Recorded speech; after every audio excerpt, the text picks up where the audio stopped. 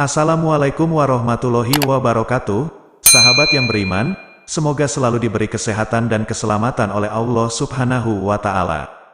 Pada kesempatan kali ini kami akan menyajikan kisah inspiratif sebagai motivasi dan pengetahuan kita akan kisah Nabi Yusuf lengkap dari masa kecil hingga wafat.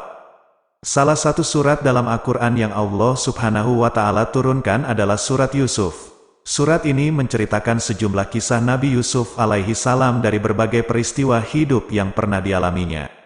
Lantas, seperti apa riwayat tentang Yusuf alaihi salam yang diceritakan dalam kitab suci Al-Quran? Simak videonya sampai selesai. Kisah Nabi Yusuf singkat dari lahir sampai wafat yang dikabarkan Ibnu Katsir dalam kitab Qasas Al-Anbiya. Kisah mimpi Nabi Yusuf. Yusuf alaihi salam merupakan satu dari 12 anak Nabi Yakub alaihi salam. Dan Yusuf alaihi salam adalah satu-satunya putra Nabi Yakub yang memperoleh tugas kenabian dari Allah. Bermula dari mimpi yang dialami Nabi Yusuf ketika beliau masih kecil. Di dalam mimpinya, beliau melihat bulan, matahari, dan 11 bintang bersujud kepadanya. Para ulama menafsirkan bahwa bulan dan matahari dalam mimpi Nabi Yusuf mengisyaratkan kedua orang tuanya. Adapun 11 bintang merujuk kepada jumlah saudara Yusuf alaihi salam yang sebanyak 11 orang. Ketika Nabi Yusuf terbangun dari tidurnya, beliau menceritakan mimpinya itu kepada ayahnya, Nabi Yakub. Dari sinilah, Yakub alaihi salam mengetahui kalau Yusuf alaihi salam kelak akan menjadi orang yang berkedudukan tinggi serta punya derajat mulia di dunia dan akhirat, sampai-sampai kedua orang tua dan saudara-saudaranya pun akan tunduk kepada beliau. Mendengar mimpi itu, kemudian Nabi Yakub pun berpesan kepada Yusuf alaihi salam untuk tidak menceritakan mimpi itu kepada 11 saudaranya. Pesan tersebut bermaksud supaya tidak muncul kedengkian di hati saudara-saudara Yusuf alaihi salam hingga mungkin mengantarkan mereka untuk melakukan kejahatan ataupun tipu daya terhadapnya. Kisah Nabi Yusuf dibuang ke dalam sumur. Melalui surat Yusuf, Allah juga menceritakan bahwa saudara-saudaranya iri terhadap Yusuf alaihi salam dan saudara kandungnya, Bunyamin. Mereka dengki karena ayah mereka lebih perhatian kepada keduanya dibanding yang lain. Saudara-saudaranya beranggapan bahwa merekalah yang lebih berhak disayang daripada Yusuf alaihi salam dan Bunyamin. Karena kedengkian itu, mereka berencana untuk membunuh Yusuf alaihi salam atau membuangnya ke tempat sangat jauh yang membuatnya tidak mungkin bisa pulang ke rumah. Demikian rencana mereka supaya kasih sayang Nabi Yakub tercurah kepada mereka.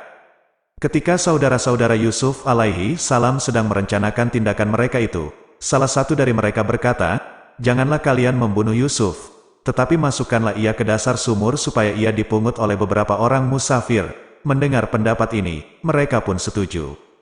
Tak lama mereka pun mendatangi ayah mereka, Nabi Yakub untuk meminta izin agar bisa mengajak pergi Yusuf alaihi salam. Mereka beralasan akan membawa Yusuf alaihi salam bermain.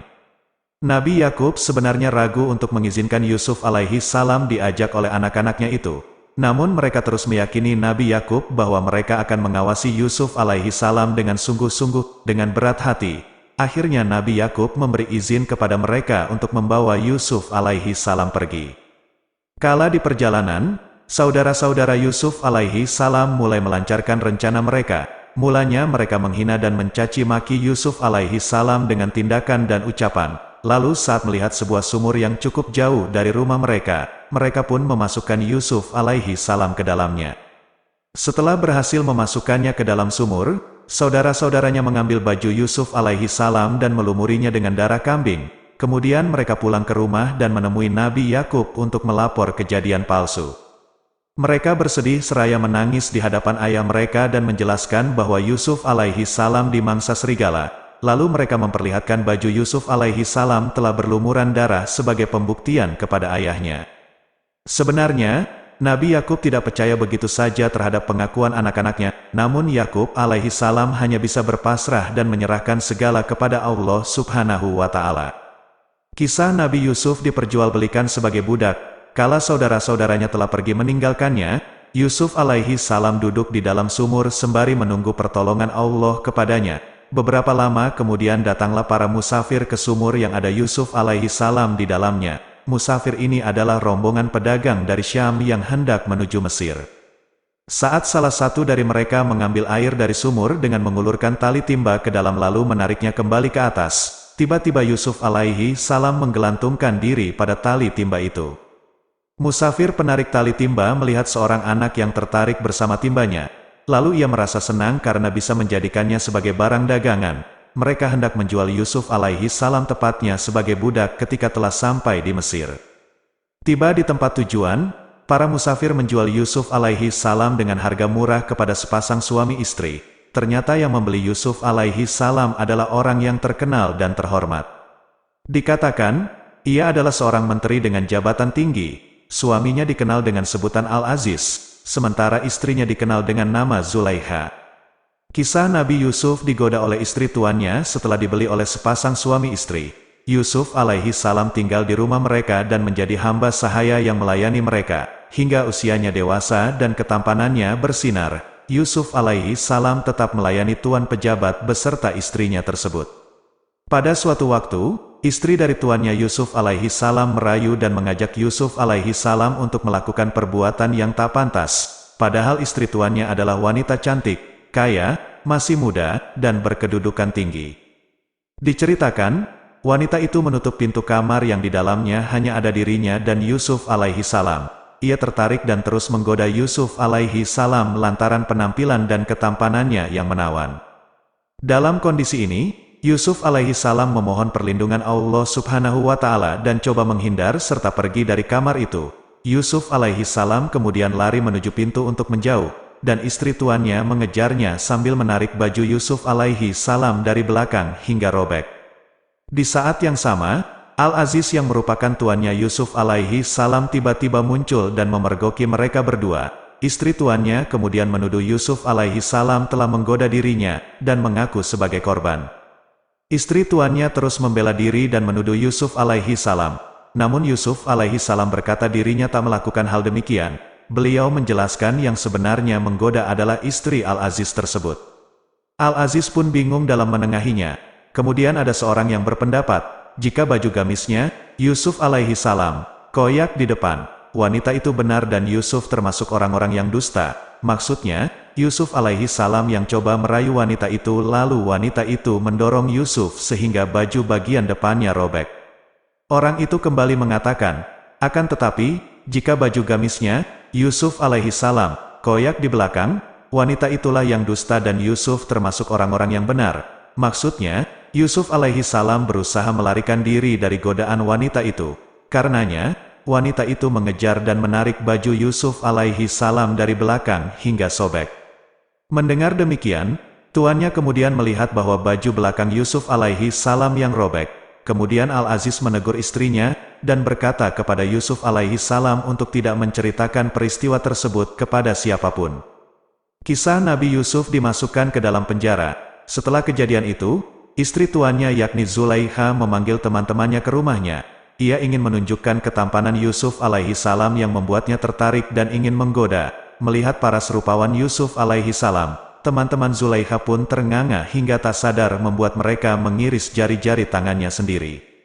Mendengar tragedi sebelumnya antara Zulaikha dan Yusuf alaihi salam, teman-temannya itu pun menyebarluaskan kabar tersebut hingga membuat heboh sekitar. Melihat kenyataan tersebut, Al-Aziz dan Zulaikha sepakat untuk memenjarakan Yusuf alaihi salam agar muncul opini bahwa Yusuflah yang menggoda istri tuannya.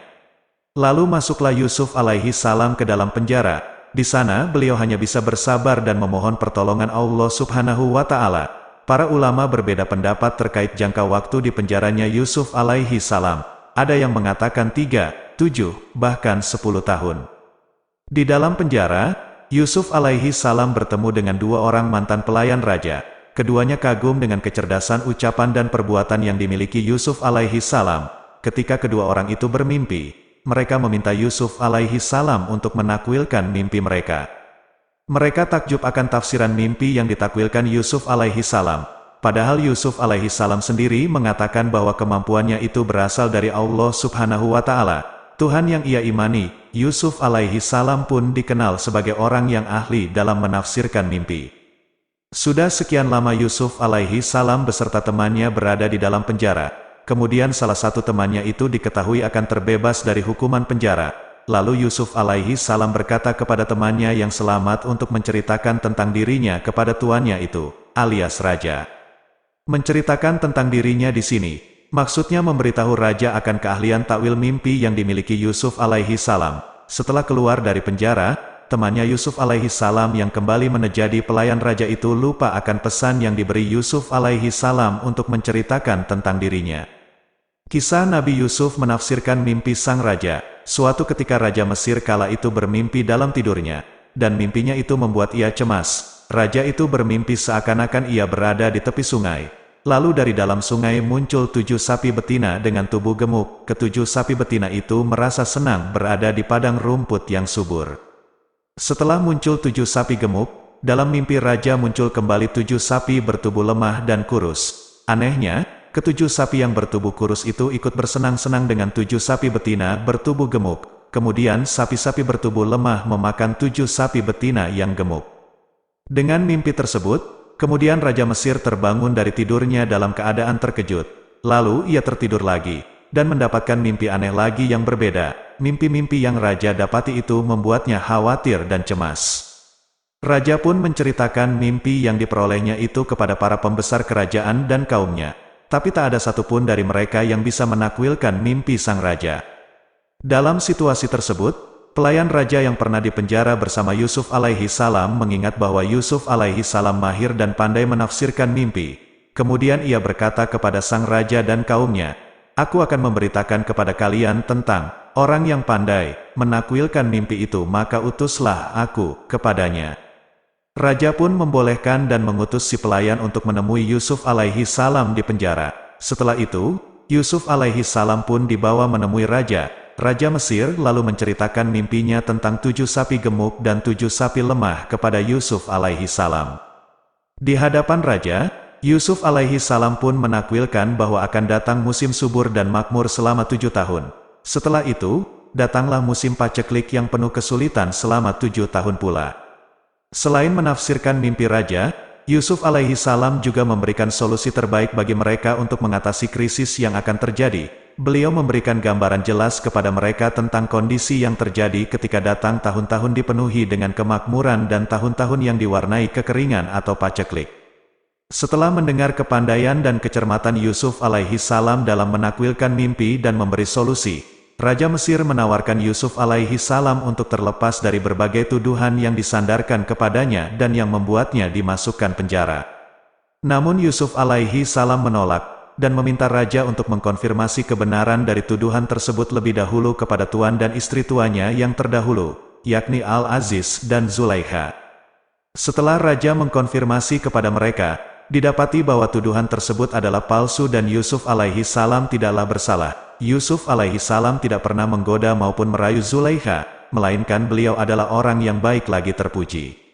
Setelah jelas tidak bersalah, Raja Mesir kala itu membebaskan Yusuf alaihi salam dari penjara dan membersihkan nama baiknya yang tercoreng akibat tuduhan palsu.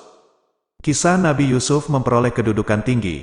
Setelah bebas dari penjara, Raja Mesir berkata kepada Yusuf alaihi salam, "Sesungguhnya kamu mulai hari ini menjadi orang yang berkedudukan tinggi dan dipercayai di sisi kami." Yusuf alaihi salam pun berkata kepada Raja, "Jadikan aku bendaharawan negara Mesir, sesungguhnya aku adalah orang yang pandai menjaga dan berpengetahuan." Raja pun memberikan kekuasaan tersebut kepada Yusuf alaihi salam dan percaya bahwa ia akan menjaga amanah yang dibebankan kepadanya. Setelah menjadi orang yang berkedudukan tinggi, Yusuf alaihi salam pun menikah dengan Zulaikha karena tuan terdahulunya itu meninggal dunia dan Zulaikha telah kembali menjadi wanita yang bermartabat. Dikatakan bahwa Zulaikha juga masih saudara dengan Raja Mesir. Dengan itu Raja Mesir pun mempercayakan jalannya pemerintahan kerajaan Mesir kepada Yusuf alaihi salam.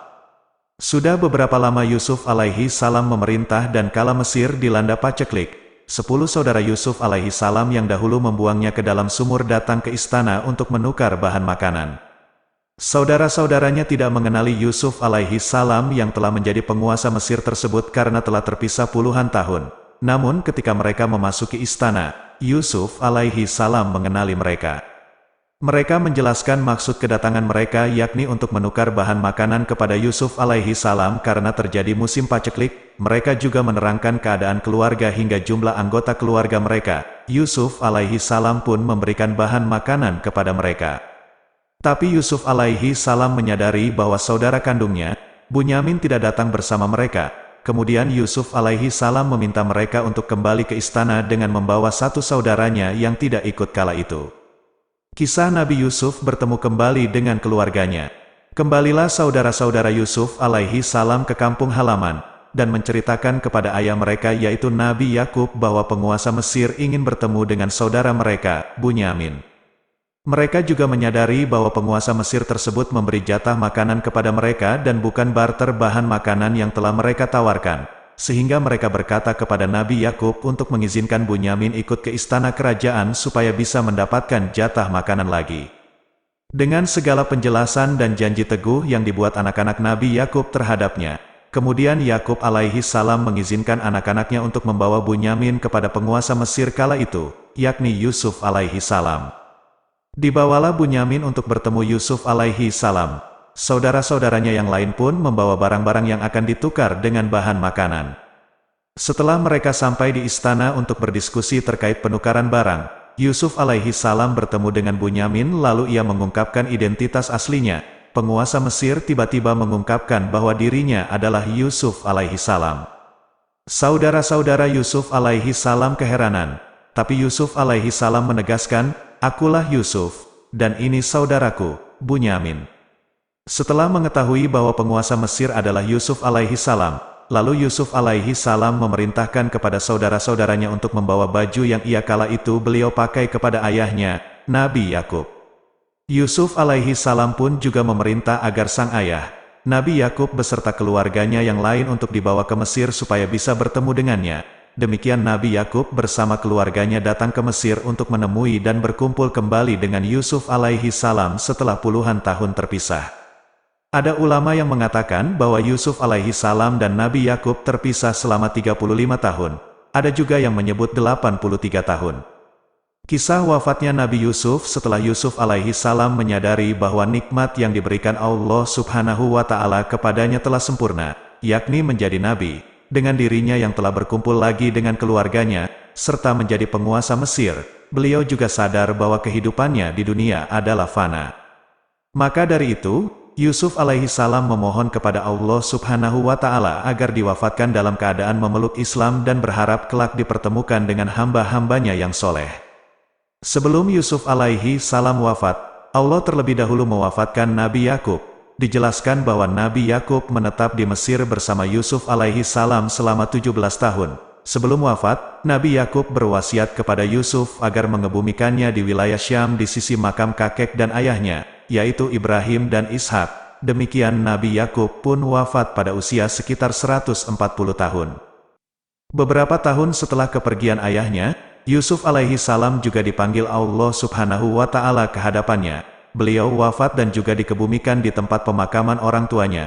Yusuf alaihi salam diketahui wafat pada usia 120 tahun. Wallahu a'lam. Itulah sejumlah kisah Nabi Yusuf alaihi salam singkat dari lahir hingga wafat. Semoga kita semua bisa mengambil hikmah dan pelajaran yang terkandung dari kisahnya itu. Wallahu a'lam bishawab. Semoga bermanfaat dan menambah pengetahuan dan keimanan kita kepada Allah subhanahu wa ta'ala. Wassalamualaikum warahmatullahi wabarakatuh.